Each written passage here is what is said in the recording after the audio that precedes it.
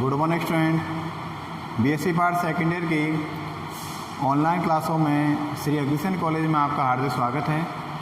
और आज हम स्टडी करने वाले हैं, कुछ क्वेश्चन हमने लिख रखे हैं। इससे पूर्व क्लास में हमने जो स्टडी किया था ऑक्सीकरण अवस्था हमारा टॉपिक चल रहा है, और ऑक्सीकरण अवस्था के आधार पर जो क्वेश्चन पुटअप किए जाते हैं ये इंपॉर्टेंट क्वेश्चन है कि क्रोमेट तथा मैग्नेट आयन को स्थायित्व के क्रम में व्यवस्थित कीजिए। इस तरह क्वेश्चन आपके पूछे जाते हैं अक्सर एग्जाम में।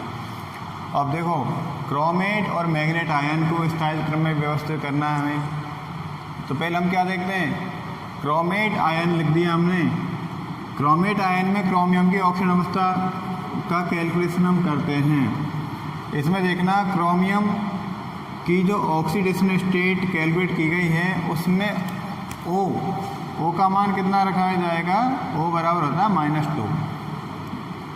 O बराबर है -2, तो O का मान हम -2 रख रहे हैं। तो ऑक्सीजन कितने 4 है, तो 4 × -2 किया, और किसके बराबर है, टोटल जो चार्ज किसके बराबर होगा, -2 के बराबर होगा, क्योंकि इस आयन पर कितना आवेश है, -2। तो क्रोमियम का जो ऑक्सीडेशन स्टेट कितना निकला यहाँ पर, +6। टोटल करके कितना आया, क्रोमियम कौन सी अवस्था में है, क्रोमियम यहाँ पर +6 अवस्था में है। और क्रोमियम का जो मूल इलेक्ट्रॉन विन्यास होगा आर्गन 4s1 3d5, और क्योंकि ये अर्धपूरित विन्यास है, हाफ फील्ड। अब क्रोमियम +6 अवस्था में है, तो क्रोमियम अपने मूल विन्यास से 6 इलेक्ट्रॉन रिलीज कर देगा, तो कौन सी अवस्था में आ जाता है, Cr+6 में। तो अब इस क्रोमेट आयन में क्रोमियम Cr+6 का इलेक्ट्रॉन विन्यास हमें देखना होगा। तो यहाँ पर हम देखते हैं Cr+6 में, Cr+6 का इलेक्ट्रॉन विन्यास हो जाएगा आर्गन के बराबर, क्योंकि 24 में से इलेक्ट्रॉन की संख्या कितनी रिलीज हो गई, -6 हो गए, तो इलेक्ट्रॉन यहाँ पर बचे 18। तो 18 किसका होता है, आर्गन का, और आर्गन एक है अक्रिय गैस। तो Cr+6 किसके बराबर हो जाएगा, अक्रिय गैस विन्यास शो करेगा, और अक्रिय गैस विन्यास शो करने के कारण यह एक स्थायी विन्यास है। तो ये बात हमने की क्रोमेट आयन की। अब हम बात कर लेते हैं मैग्नेट आयन की। मैग्नेट आयन में देखने वाले हम मैग्नीज की ऑक्सीकरण अवस्था। मैग्नीज की ऑक्सीकरण अवस्था का कैलकुलेशन करने से पूर्व हम देखें ऑक्सीजन कौन सी अवस्था में है, ऑक्सीजन यहाँ पर -2, और -2 का मान हम Mn4 में रखते हैं। तो यहाँ पर O के स्थान पर रख दिया हमने -2 मल्टीप्लाई कर दिया 4 से, और किसके बराबर है, टोटल चार्ज कितना है, -2, तो Mn -8 और इक्वल हो जाएगा -2 के। तो मैग्नीज कौन सी अवस्था में है, यहाँ पर +6। आप देख सकते हैं क्रोमियम भी +6 अवस्था में है, और मैग्नीज भी +6 अवस्था में है। मैग्नीज का मूल विन्यास कितना होता है, मैग्नीज का मूल विन्यास आर्गन 4s2 3d5। अब मैग्नीज कौन सी अवस्था में है, Mn4 में, मैग्नेट में +6 अवस्था में। मैग्नीज 6 इलेक्ट्रॉन का डोनेट करने के बाद कौन सी अवस्था में आ रहा है, Mn+6 में आ रहा है, और Mn+6 का इलेक्ट्रॉन विन्यास हो जाएगा आर्गन 3d1। आर्गन 3d1, इसका अर्थ ये हुआ कि अभी इसके पास d ऑर्बिटल में एक इलेक्ट्रॉन और उपस्थित है। यदि एक इलेक्ट्रॉन और रिलीज कर दे तो ये किसके समान विन्यास प्राप्त कर लेगा, आर्गन के समान, क्योंकि आर्गन है एक अक्रिय गैस।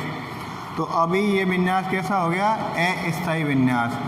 तो मैग्नेट आयन अस्थायी होगा और क्रोमेट आयन स्थायी होगा। इसी आधार पर हम देख लेते हैं, अतः स्थायित्व का बढ़ता क्रम क्या होगा, स्थायित्व का बढ़ता क्रम होगा, मैग्नेट अनस्टेबल है क्रोमेट आयन की तुलना में, क्योंकि मैग्नेट में अनस्टेबल कॉन्फ़िगरेशन है मैग्नीज +6 का, और क्रोमेट में स्टेबल कॉन्फ़िगरेशन है Cr+6 का, क्योंकि क्रोमेट में क्रोमियम +6 अवस्था में आर्गन के समान विन्यास ग्रहण कर लेता है, और मैग्नेट में मैग्नीज आर्गन के समान विन्यास ग्रहण नहीं करता, अर्थात उसके पास 3D1 में एक इलेक्ट्रॉन और होता है। यहाँ पर आर्गन का अर्थ ये है कि वो निष्क्रिय गैस है और निष्क्रिय गैसों का विन्यास एक स्थायी विन्यास होता है।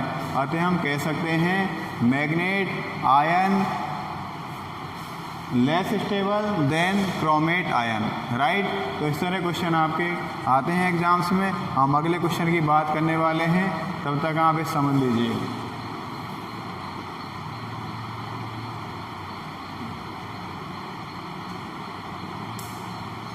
अगला क्वेश्चन है अपना, अगले क्वेश्चन की बात करें हम, उससे पूर्व में 2 पॉइंट्स लिख देता हूं क्योंकि इनकी हमें ज़रूरत पड़ने वाली है अगले क्वेश्चन से पूर्व।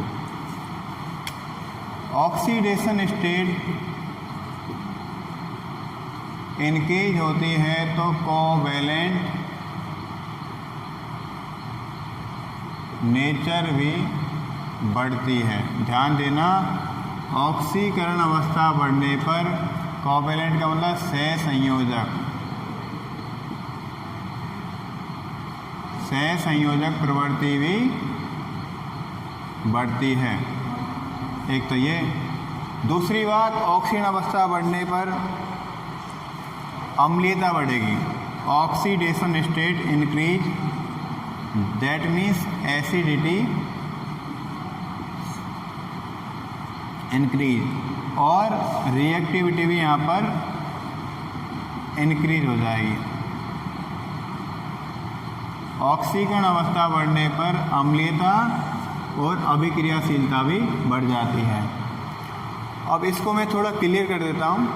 ऑक्सीकरण अवस्था बढ़ेगी, इसका मतलब इलेक्ट्रॉन त्यागने की प्रवृत्ति बढ़ जाएगी, और जितने ज़्यादा इलेक्ट्रॉन त्यागे जाएंगे उतना ही उस पर पॉजिटिव चार्ज आता जाएगा। जितना पॉजिटिव चार्ज आएगा, हायान के नियम के अनुसार उसके द्वारा ऋण आवेशित को ध्रुवित करने की क्षमता बढ़ती जाएगी, और जितना ध्रुवण क्षमता बढ़ेगी उतना ही कोवैलेंट प्रॉपर्टी या नेचर बढ़ता जाएगा। ये तो बात हुई हमारी इस लाइन की। अब सेकंड में देख लेते हैं, ऑक्सीकरण अवस्था बढ़ती है तो अम्लीयता कैसे बढ़ती है भाई? चूँकि एक वैज्ञानिक हुए थे लुईस ने दिया था जो इलेक्ट्रॉन ग्रहण करता है वो अम्ल कहलाते हैं। इलेक्ट्रॉन ग्रहण करने वाले क्या कहलाएंगे? अम्ल कहलाएंगे। तो अब यहाँ पर देख सकते हैं ऑक्सीकरण अवस्था बढ़ने का मतलब इलेक्ट्रॉन त्यागने की प्रवृत्ति बढ़ना। तो इलेक्ट्रॉन त्याग जितना ज़्यादा होगा उस पर पॉजिटिव चार्ज उतना ही ज़्यादा आता जाएगा, और पॉजिटिव चार्ज जितना आएगा इलेक्ट्रॉन ग्रहण करने की क्षमता उतनी ही बढ़ती जाएगी, और जितने इलेक्ट्रॉन ग्रहण करने की क्षमता बढ़ेगी अम्लीयता उसी क्रम में बढ़ती जाएगी। और ध्यान देना, इलेक्ट्रॉन ग्रहण करने की क्षमता बढ़ेगी तो अभिक्रियाशीलता भी उसी क्रम में बढ़ जाएगी। इस आधार पर हम कुछ क्वेश्चन देख लेते हैं। एक क्वेश्चन है TiO, क्वेश्चन है टाइटेनियम ऑक्साइड TiO क्षारीय है, TiO क्षारीय है, लेकिन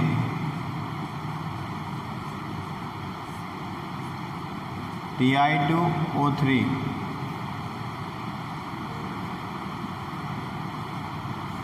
उभयधर्मी है, लेकिन Ti2O3 उभयधर्मी है क्यों? लास्ट में लगा दिया क्यों, और ये बन गया है क्वेश्चन अपना।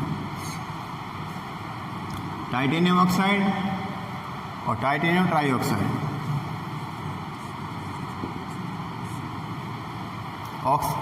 इस क्वेश्चन के लिए हम ये वाली लाइन हम क्लियर करेंगे। तो हम पहले देख लेते हैं टाइटेनियम ऑक्साइड में Ti की ऑक्सीकरण अवस्था। तो टाइटेनियम ऑक्साइड में देखें Ti बराबर कितना हो जाएगा? ऑक्सीजन होता है -2 बराबर 0, -2 का मान रख दिया मैंने। तो Ti कौन सी अवस्था में आ गया? यहाँ पर +2 अवस्था में। Ti की अवस्था कौन सी है? +2 अवस्था। अब इधर देख लेते हैं Ti2O3 में, Ti2O3 में Ti की ऑक्सीजन अवस्था कितनी हो जाएगी? देखो 2 Ti और ऑक्सीजन कितने हो गए? 2 × 3 = 0। 2 Ti - 6 = 0। 2 Ti + 6 और Ti बराबर हो जाएगा +6/2 = +3। तो यहाँ पर Ti का मान कितना हो गया? Ti की ऑक्सीडेशन अवस्था कितनी हो जाएगी? 3। और यहाँ पर Ti कितनी ऑक्सीजन अवस्था थी? +2।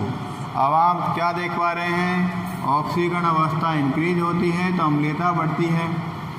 तो इसका अर्थ ही हुआ, क्वेश्चन में क्या दे रखा है? TiO क्षारीय है लेकिन Ti2O3 उभयधर्मी है। इसका मतलब यहाँ पर इलेक्ट्रॉन ग्रहण 2 इलेक्ट्रॉन ग्रहण किए जा सकते हैं और यहाँ पर 3। तो इस TiO की तुलना में Ti2O3 इलेक्ट्रॉन ग्रहण करने की ज़्यादा पावर रखता है। तो यहाँ पर हम देख सकते हैं और लिख सकते हैं, ज़्यादा कुछ नहीं लिखना है इसमें। उपरोक्त सबको क्या करवा देंगे? उपरोक्त से स्पष्ट है कि TiO में Ti बराबर +2 तथा Ti2O3 में Ti बराबर +3। ऑक्सीडेशन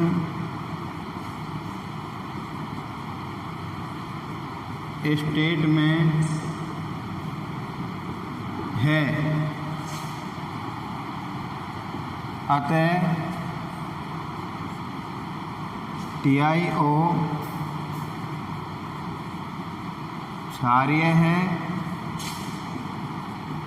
एवं Ti2O3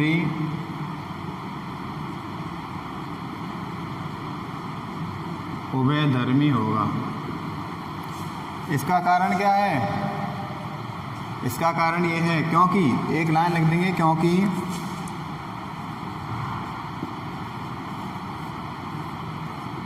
OH इंक्रीज और एसिडिटी इंक्रीज, और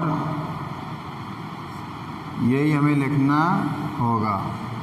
इस आधार पर हम इसका आंसर दे सकते हैं।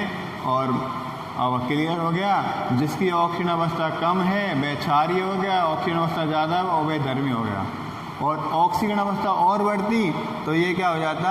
एसिड नेचर प्रोड्यूस करता। लेकिन क्वेश्चन में क्षारीय उभयधर्मी के बारे में दे रखा है, इसलिए हमें ज़्यादा कुछ नहीं करना था। टाइटेनियम की ऑक्सीडेशन स्टेट देखनी थी और टाइटेनियम की ऑक्सीडेशन स्टेट +2 आई इसमें TiO में, और Ti2O3 में कितनी आई? +3। तो ऑक्सीकरण अवस्था बढ़ने पर अम्लीयता बढ़ती है, मतलब क्षारीयता से अम्लीयता की तरफ हम जाते हैं। तो ऑक्सीकरण अवस्था बढ़ी तो अम्लीयता बढ़ी, तो ये क्षारीय, लेकिन Ti2O3 उभयधर्मी हो गया। जिसमें क्षार के भी गुण होते हैं और अम्ल के भी गुण होते हैं, उससे हम उभयधर्मी कहते हैं। ठीक है, तो एक क्वेश्चन हम देख लेते हैं और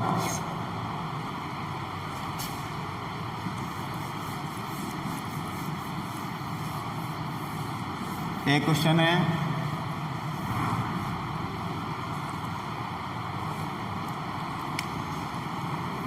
CRO। ये क्वेश्चन आप करना है। ये क्वेश्चन जो दे रहा हूँ मैं आपको घर से करना है। CRO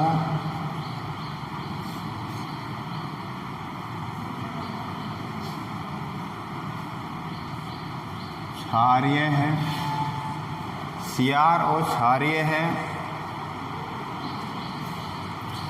Cr2O3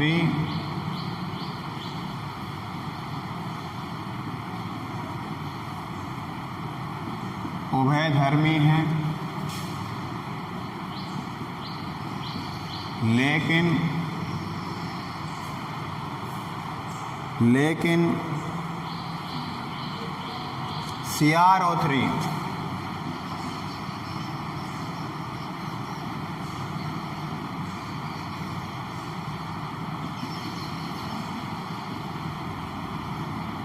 अम्लीय है क्यों?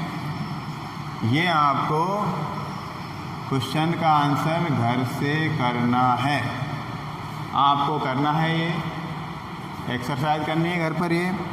और अब मैं एक क्वेश्चन और देता हूँ आपको,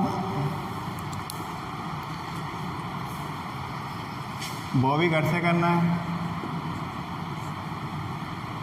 और वो क्वेश्चन है अपना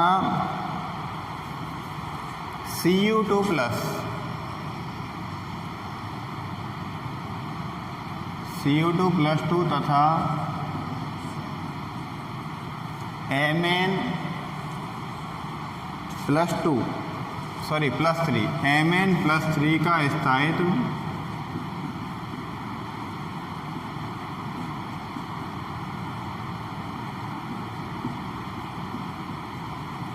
अपेक्षाकृत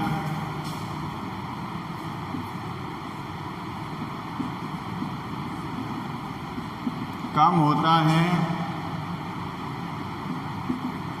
क्यों? Cu+2 तथा Mn+3 का स्थायित्व अपेक्षाकृत कम होता है क्यों? ये आपको दोनों क्वेश्चन आपको घर पे करने हैं। इसका मैं एक ही थोड़ा क्लू देता हूँ आपको, क्योंकि stability depend on stable configuration. स्थायित्व हमेशा स्थायी विन्यास पर डिपेंड करता है, निर्भर करता है। Cu+2 में क्या हो जाएगा? 3D9 इलेक्ट्रॉन विन्यास रह जाएगा। और Mn+3 में कितना हो जाएगा? वो भी यहाँ पर अनस्टेबल इलेक्ट्रॉन विन्यास हो जाएगा। तो आप इनके मूल विन्यास भरेंगे, उसके बाद ऑक्सीकरण अवस्था वाला विन्यास भरेंगे, उसके बाद आपको पता चल जाएगा कौन सा स्टेबल है, कौन सा अनस्टेबल है। यदि आपको कोई भी डाउट हो अपने व्हाट्सएप ग्रुप में आप ज़रूर भेजिएगा, सेंड कीजिएगा। और आप इन घर पे क्वेश्चन करके देखने हैं, तो आप घर पर ज़रूर देखें। Thank you very much. हमेशा खुश रहें, पढ़ते रहें और कोरोना में सेफ रहें। All the best.